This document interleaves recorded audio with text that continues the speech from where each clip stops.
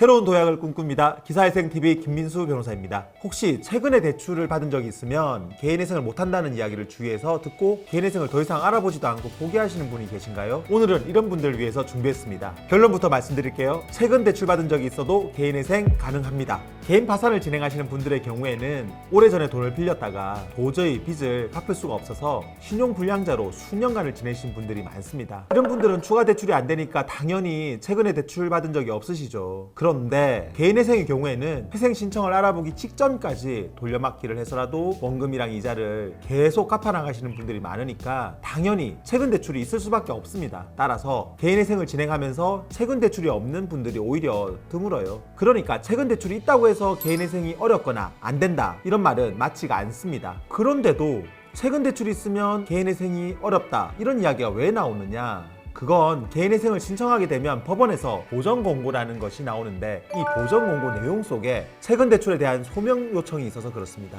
좀 더 구체적으로 말씀을 드리면 개인회생을 신청하면 법원에서는 보전공고를 통해 보통 최근 1년 이내에 발생한 채무에 대해 채무부담 경위, 대출금의 사용처에 대해 소명하십시오 라고 나와요. 근데 이게 무슨 말이냐? 쉽게 말해서 내가 지난 1년간 빌린 돈을 어디에서 썼는지를 구체적으로 하나하나 자세히 밝혀라 이런 말입니다. 최근 대출에 대해 보전 공고 내용은 각 지방법원과 회생위원마다 조금씩 차이가 있는데 이는 법원별로 회생위원들의 업무 처리 지침이 각각 달라서 그렇습니다. 제가 구체적으로 예를 들어 드릴게요. 서울회생법원이나 그 밖의 법원에서 일반적으로 나오는 보정 내용은 앞에서 말씀드린 것처럼 최근 1년 이내에 발생한 채무에 대한 채무 발생 경위, 사용처를 소명하라 라는 겁니다. 그런데 부산지방법원이나 그 기타 또 다른 법원에서는 최근 1년간의 채무가 전체 채무액의 70% 이상이거나 6개월 이내의 채무가 30% 이상인 경우에는 원금의 100% 이상을 변제하라 이런 식으로 보전고가 나오기도 합니다.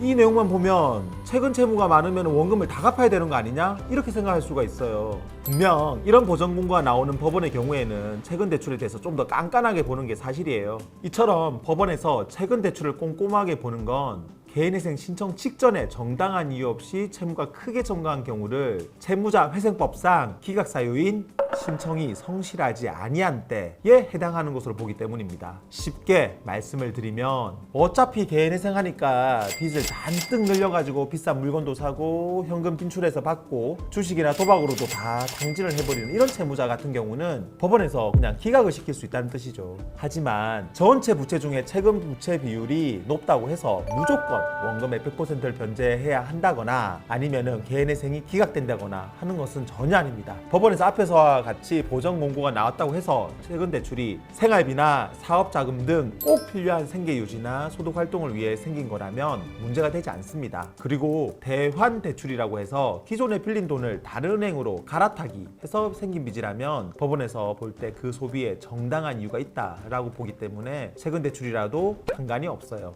또한 지난 1년간 개인 간의 돈거래인 경우에는 원칙적으로는 청산가치에 반영하라고 보전고가 나오지만 이 경우에도 실제로 아는 지인으로부터 돈을 빌렸다가 차용증을 썼거나 아니면 적어도 빌린 내역이 통장 거래 내역에 남아있어서 입증을 할 수 있다면 정상적인 거래로 봐서 문제없이 넘어갑니다. 그런데 가장 큰 문제는 최근 대출을 받아서 주식이나 도박으로 탕진한 거나 현금으로 인출해서 사용처가 불분명한 경우인데요. 이런 경우라고 하더라도 무조건 개인회생이 안 된다 하는 것은 또 아닙니다. 주식이나 도박 관련해서는 다른 영상에서도 설명을 드렸는데 주식 도박을 했다고 무조건 개인회생이 안 되는 게 아니라 주식 도박으로 탕진한 돈 중 일부를 청산가치에 반영하여 변제금을 조정하면 이러한 경우에도 얼마든지 개인회생 면책을 받을 수가 있습니다.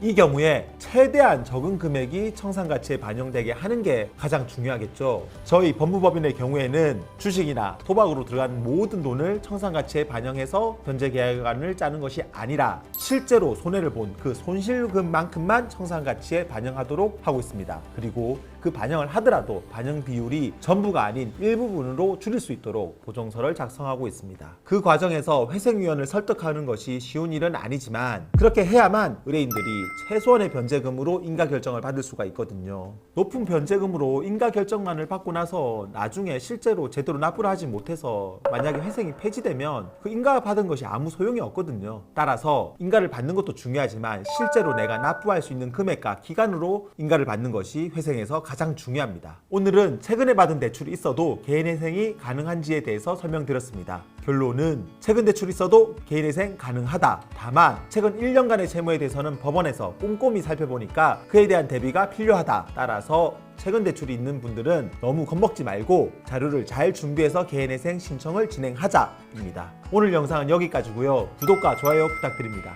다음 영상도 좋은 주제로 찾아뵙겠습니다. 감사합니다.